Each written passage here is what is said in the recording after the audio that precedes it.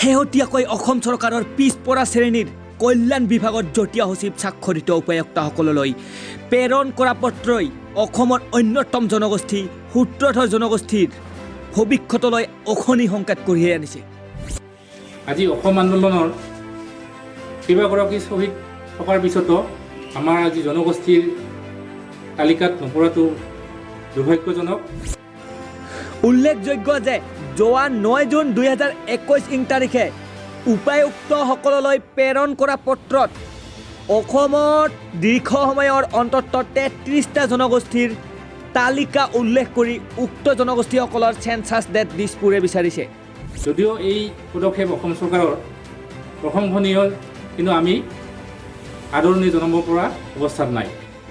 কিন্তু লক্ষণীয় বিষয়টো হ'ল যে 33টা জনগোষ্ঠীৰ তালিকাত নাম উল্লেখ থকা জনগোষ্ঠীসকল কলিতা, শৰণীয়া, কছাৰী, গোৰ্খা, নাথযোগী, গৰিয়ামৰীয়া, টাই, আহোম, চতিয়া, কোচ ৰাজবংশী, আদিবাসী, মৰাণ, মটক আদি জনগোষ্ঠীৰ নাম উল্লেখ আছে।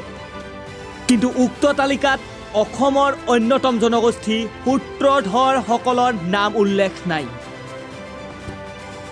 আৰু এই বিষয়ত সূত্ৰধৰ ছাত্ৰ সন্থাৰ কেন্দ্ৰীয় সভাপতি টুপেন সূত্ৰধৰ প্ৰথমে প্ৰতিক্ৰিয়া প্ৰকাশ কৰে এনেদৰে। আৰু এই মুহূৰ্তত লৈ আহিছোঁ সেই বিশেষ প্ৰতিবেদন। নমস্কাৰ। আজি আপোনালোকৰ জৰিয়তে আমি এটা কথা আমি অসম চৰকাৰক জনাবলৈ ওলাইছোঁ। শেহতীয়াকৈ যোৱা 9 জুন তাৰিখে আমাৰ পিছপৰা শ্ৰেণী কল্যাণৰ মানে WBT এণ্ড BCR বিভাগৰ আমাৰ যুটীয়া সচিবৰ স্বাক্ষৰিত এখন পত্ৰ ইতিমধ্যে উপায়ুক্তসকললৈ প্ৰেৰণ কৰিছে।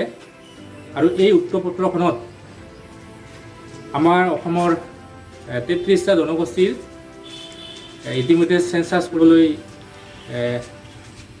নিৰ্দেশ প্ৰদান কৰিছে।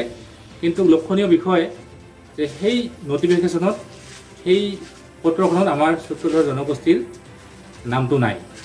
গতিকে আমি সূত্ৰধৰ ছাত্ৰ সন্থাৰ কেন্দ্ৰীয় সমিতিয়ে খুবেই দুখিত। আজি অসম আন্দোলনৰ কেইবাগৰাকী শ্বহীদ থকাৰ পিছতো আমাৰ আজি জনগোষ্ঠীৰ তালিকাত নপৰাটো দুৰ্ভাগ্যজনক। আমি কেন্দ্ৰীয় সমিতিয়ে এই ক্ষেত্ৰত আমি মানি ল'ব পৰা নাই। যদিও এই পদক্ষেপ অসম চৰকাৰৰ প্ৰশংসনীয়, কিন্তু আমি আদৰণি জনাব পৰা অৱস্থাত নাই। গতিকে আমি অসম চৰকাৰক তথা অসমৰ মুখ্যমন্ত্ৰী মাননীয় হিমন্ত বিশ্ব শৰ্মাক আমি আহ্বান জনাইছোঁ যাতে এই নটিফিকেশ্যনখন পুনৰবাৰ প্ৰেৰণ কৰে, যাতে আমাৰ সূত্ৰধৰ জনগোষ্ঠীৰ নামটো তাতে সংযোজন হয় আৰু আমাৰ সূত্ৰধৰ জনগোষ্ঠীৰ চেঞ্চাছ কৰাৰ ক্ষেত্ৰত আমি ভাল এটা পদক্ষেপ আমি গ্ৰহণ কৰে। ইতিমধ্যে আমি যোৱা বিগত চৰকাৰৰ সৰ্বানন্দ সোণোৱাল দেৱৰ নেতৃত্বত চৰকাৰৰ দিনত যোৱা আমি 2020 চনৰ 1 ছেপ্টেম্বৰ তাৰিখে আমি প্ৰাক্তন মুখ্যমন্ত্ৰী সৰ্বানন্দ সোণোৱালৰ লগত আমি বৈঠকত বহিছিলোঁ। আৰু তাতে আমাৰ প্ৰথম দাবী আছিল আমাক চেঞ্চাছ কৰিব লাগে। তো আমি এইটোৱেই অনুৰোধ জনাম যে আমাৰ অসমৰ প্ৰাক স্বাধীনতাৰ পৰা, ভাৰতৰ প্ৰাক স্বাধীনতাৰ পৰা বসবাস কৰি অহা সূত্ৰধৰসকলৰ জনগোষ্ঠী চেঞ্চাছ কৰাৰ ক্ষেত্ৰত নাম নহাটো খুবেই দুৰ্ভাগ্যজনক আৰু আমি খুবেই অপমানিত বোধ কৰিছোঁ। এই ক্ষেত্ৰত অসমৰ মুখ্যমন্ত্ৰী ডক্টৰ হিমন্ত বিশ্ব শৰ্মাৰ দেৱৰ আমি হস্তক্ষেপ বিচাৰিছোঁ।